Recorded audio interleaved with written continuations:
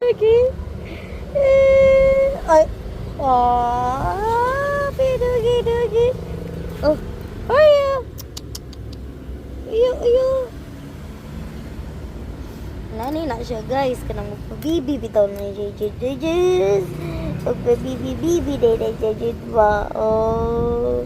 Yukta na mo siya kay ngano for safety kay kalit man na siya dagan na ng karsada, delikado dagan kay sakyanan og motor.